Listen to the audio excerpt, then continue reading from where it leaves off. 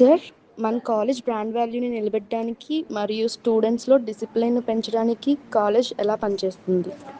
విజ్ఞాన మీద చాలా మంది విద్యార్థులకి తల్లిదండ్రులకి చాలా నమ్మకం.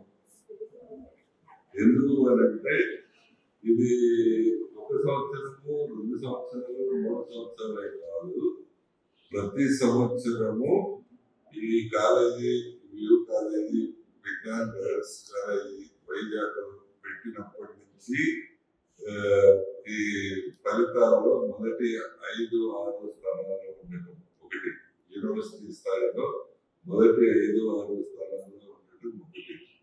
రెండవది ప్లేస్మెంట్స్ కూడా ప్రతి సంవత్సరం 80-85% ఈ విద్యార్థులకు రావడం. ఇది చాలా విశేషమైన ప్రగతి.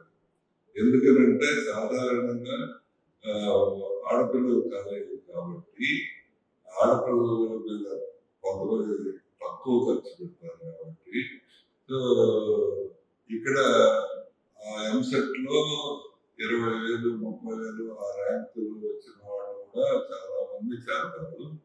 వాళ్ళందరూ ఈ 4 ఏళ్లలో ఎంత ప్రగతి సాధిస్తారు అంటే, వేరే ఎక్కడన్నా చేరిన వాళ్ళు 4,000-5,000 ర్యాంకులు వాళ్ళు సాధించిన దానికంటే మంచి ప్లేస్మెంట్స్, ఎక్కువ ప్యాకేజ్ ప్లేస్మెంట్ సాధిస్తున్నారు కాబట్టి అది ఒక రకమైన నమ్మకంగా ఏర్పడింది. అంతేకాదు, నార్మల్ గా కాలేజీలు అంటే చదువు చెప్పి డిగ్రీ ఇచ్చి పంపిస్తారు. ఇక్కడ ఈ కాలేజీలో చదువు డిగ్రీతో పాటు డెఫినెట్ గా వాళ్ళ జీవితంలో స్థిరపడేట్టు చేయడం. అంటే ప్లేస్మెంట్ ఇప్పించడం, ఒకవేళ ఒక 5%-10% ప్లేస్మెంట్ రాకపోతే వాళ్ళకి మళ్ళీ ఎక్స్ట్రా ట్రైనింగ్ ఇప్పించడం, ఎంటెక్ కోర్సు చేర్పించడం, వాళ్ళకి ఒకసారి ఇక్కడికి వచ్చిన తర్వాత లైఫ్ లో స్థిరపడేట్టు తయారు చేసిన తర్వాత పంపించడం. అన్ని యూనివర్సిటీలు అన్ని కాలేజీ వాళ్ళు డిగ్రీ ఇచ్చి పంపించేస్తారు, ఇక్కడ మాత్రం జీవితాన్ని ఇచ్చి బయటికి పంపిస్తారు. కాబట్టి అది ఒక నమ్మకంగా ఏర్పడింది. సో అది ప్రధానంగా కారణం. దీనికి తోడు వాళ్ళ చదువు, వాళ్ళ దాని పురోగతి కాకుండా వాళ్ళ హెల్త్ ఎట్లా ఉంది గమనిస్తూ ఉంటారు.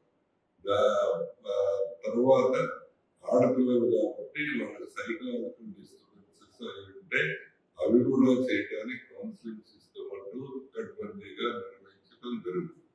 అందుకని ఇవన్నీ జరుగుతున్నాయి కాబట్టి విజ్ఞానం అంటే ఒక నమ్మకం.